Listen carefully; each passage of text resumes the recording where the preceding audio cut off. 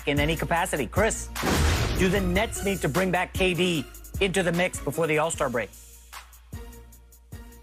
Well, obviously they don't need him back to play well and win games, but they do need to get their big three on the floor as much as possible.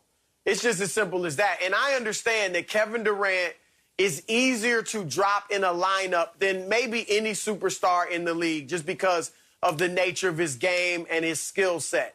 However, it still is an adjustment to drop a 30-point score onto a team because he's going to take 18 to 22 shots. That's going to take shots away from other players, mainly the role players. And, so things will have to change. Steve Nash has to get used to his rotation with Durant on the floor. How do the Nets look defensively with Durant on the floor? So, they've played 7 games together. They're 3 stars. And as impressed as I am with them, and I'm very impressed with Brooklyn, I cannot imagine them stepping into the playoffs having played 21, 22 games together as the big three and winning the championship. It's just hard to fathom. It's just something that's never been done in the history of basketball. So I'm not saying it's impossible, but it's hard to think they would win. So if I'm the Nets, I want to get my 3 superstars playing as many of these games going forward as possible. I'm not sitting anybody out just randomly. If they're legitimately hurt, fine, but I got to get those guys on the floor. So for that reason, yeah, they need to play the big 3 together.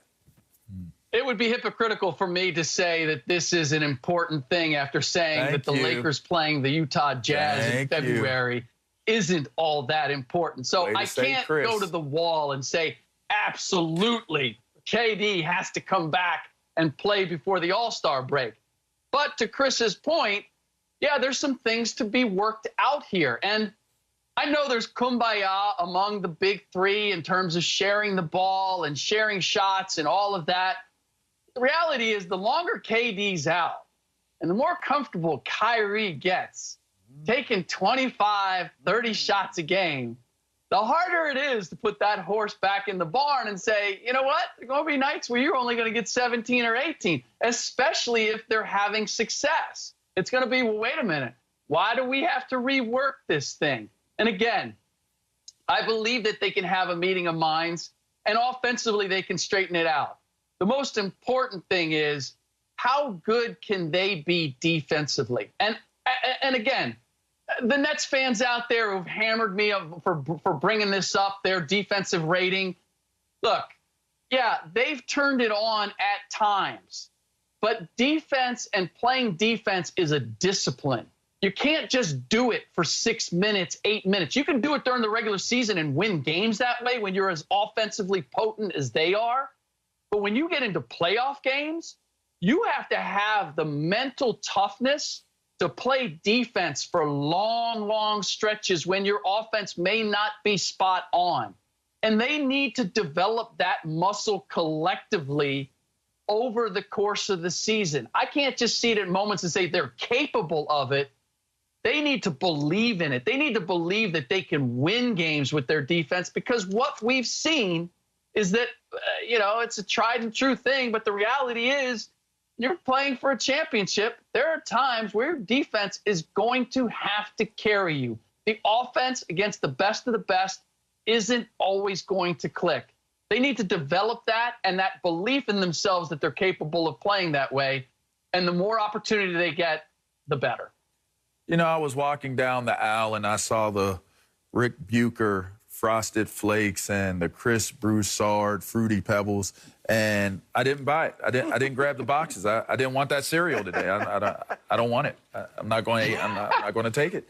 I like how you saved Chris Broussard, because I was going to spank him, because he did say something totally different for the Lakers and what the Lakers need to do. And it ain't no must-win situation, and they don't need to have this and all that. But yet we got to have KD out there with Kyrie and James Harden as much as possible. I found that to be a little bit Our boxes are together for a reason, LeVar. Hey, listen, I don't know which one of y'all is Kobe and Shaq in this situation, who's the down low force and who's the guy up top that's facilitating. I don't know. It looked like, Rick, you were Kobe right there. But what I'm going to say right here with my man J-Mac, because I know he's with me, is that in this situation, basketball is one of those sports where as you're getting healthier, you can simulate a physical practice. You can simulate what your body's going to have to go through going up and down the court, shots-wise, running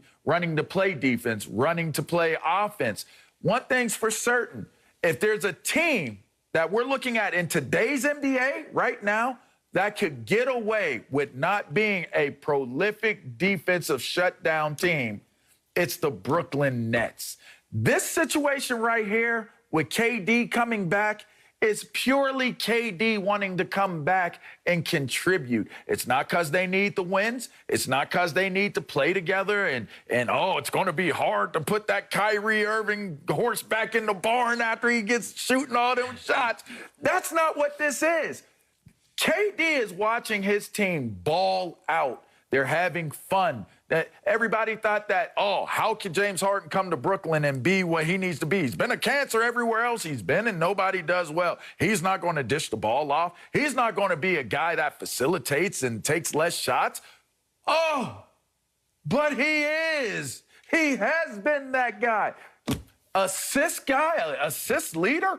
Whoa. Okay, so when KD comes back, KD's just sitting there like, man, I want to get some of this too. I want to get in the mix 4 games before All-Star break. I just want to get back on the court with my boys. It could just be as simple as that. KD just wants to get back on the court. That's it. There's no tinfoil theory, conspiracy theory, X-Files, all that stuff. There's nothing crazy here. KD just wants to play, and I think he's enjoying watching those guys play. He wants to get some of that. No rush. It'll happen when it happens, and there will be enough shots and enough assists and enough shine to go around for all of them. I mostly agree with Broussard that dropping KD in is not going to be a problem. He'll fit in seamlessly. And, you know, Rick made a good point about Kyrie Irving having to take a step back. That's like, I think, the #1 storyline to watch in the second half of the season. Once KD's back, how cool is Kyrie going to be being the third wheel? But I also want to point out the Nets quietly waived a couple players yesterday, and they're going to start to make some moves here. I would not be surprised if they try to get in the Boogie Cousins situation. They need to get bigger on the inside. And so, Rick, I do believe there is going to be a lot of tinkering going on with the Nets here over the next month or two. And, you know, I do believe, Chris, they're going to probably go into the postseason.